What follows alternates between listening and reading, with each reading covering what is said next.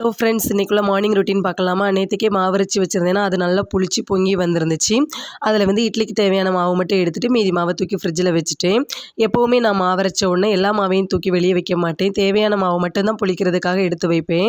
ஆனால் இந்த வாட்டி நான் அரைச்ச மாவு எல்லாத்தையுமே வெளியில் வச்சுட்டு தான் தூங்குனேன். ஏன்னா எல்லா மாவும் புளிச்சிருந்துச்சு அப்படின்னா நமக்கு எப்போ தோசை இட்லி வேணுமோ எடுத்து சுட்டுக்கலாமா, அதனால். அதுவும் இல்லாமல் இந்த மாவு எனக்கு ஒரு 2-3 நாளைக்கு தான் ஓடும். அப்புறம் பார்த்திங்கன்னா இன்றைக்கி சாம்பார் வைக்கலாம் இட்லிக்கு அப்படின்னு சொல்லிட்டு கொஞ்சம் துவரம் பருப்பு, கொஞ்சம் பாசிப்பருப்பு வந்து எடுத்திருக்கேன். வீட்டில் வந்துட்டு காய்கறிகள் எதுவுமே இல்லை. நாளைக்கு வந்து பிள்ளைங்களுக்கு ஸ்கூலுக்கு தேவையான திங்ஸ் எல்லாம் வாங்க போகணும் அப்படின்னு நினச்சிருக்கோம். அதான் ஹஸ்பண்ட் சொன்னாங்க, இருக்கிறத வச்சு சமாளி, நாளைக்கு வந்துட்டு காய்கறி அப்புறம் வந்து மசாலா சாதனம்லாம் வாங்கிட்டு வந்துடலாம் கையோடு அப்படின்னு சொல்லியிருந்தாங்க. வீட்டில் வந்துட்டு ஒரு வெள்ளரிக்காய், கொஞ்சம் தக்காளி, பூண்டு, அப்புறம் பச்சை மிளகாய் இந்த மாதிரி பட்டதெல்லாம் இருந்துச்சு. அது கூடவே 2 உருளைக்கிழங்கு இருந்துச்சு. இவ்வளோதான் இன்றைக்கி நான் வந்து சாம்பாருக்கு போட்டிருந்தேன். சாம்பார் வந்து சூப்பராகவே வந்துருந்துச்சு. இது கூட வந்துட்டு இது கூடவே வந்து இட்லியுமே அடுப்பில் வச்சிடலாம் அப்படின்னு சொல்லிட்டு இட்லியுமே ஊற்றி அடுப்பில் வச்சுட்டேன். எனக்கு வந்து எப்போவுமே இந்த இட்லி சாம்பார் அப்படின்னா ரொம்ப ஈஸியாக வேலை முடிகிற மாதிரி இருக்கும். சாம்பாருக்கு எல்லாத்தையும் கடகடன்ட்டு குக்கரில் போட்டுட்டோம் அப்படின்னா அது ரெடி ஆயிரும். அப்புறம் இட்லியுமே ஊற்றி வச்சுட்டோம் அப்படின்னா அதிலே நின்றுட்டுருக்கணும் அப்படின்னு அவசியம் இல்லையா?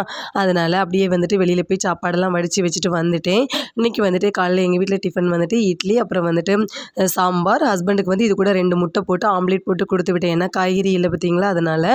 மத்தியானம் வந்துட்டு பிள்ளைங்களுக்கு சாப்பிடும்போது முட்டை பொரிச்சு கொடுத்துக்கிடுவேன். அந்த நேரத்தில் இட்லியெல்லாம் வந்துட்டு ரெடி ஆகிட்டு பிள்ளைங்க வந்து தூங்கிட்டு இருக்காங்க. அவங்க தூங்கி முழிக்கிறதுக்கு முன்னாடியே காலையில் உள்ள சமையல்லாம் வந்து பண்ணிவிட்டு கரெக்டாக வந்துட்டு முட்டை பொரிக்கும் போது பையன் எழுப்பி வந்துட்டான். நான் தான் மாற்றி போடுவேன் அப்படின்னு சொல்லிட்டு ரகலை பண்ணிகிட்டு இருந்தான். கடைசி அவனும் எனக்கு ஹெல்ப் பண்ணான். அப்புறம் சாம்பாருக்குமே தாளித்து வந்து கொட்டிட்டேன். கடுகு, வெந்தயம், கருவேப்பிலை, அப்புறம் வந்து வத்தல் இது எல்லாத்தையுமே போட்டு தாளித்து கொட்டிட்டு சாம்பார் இட்லி எல்லாமே சூப்பராக இருந்துச்சு.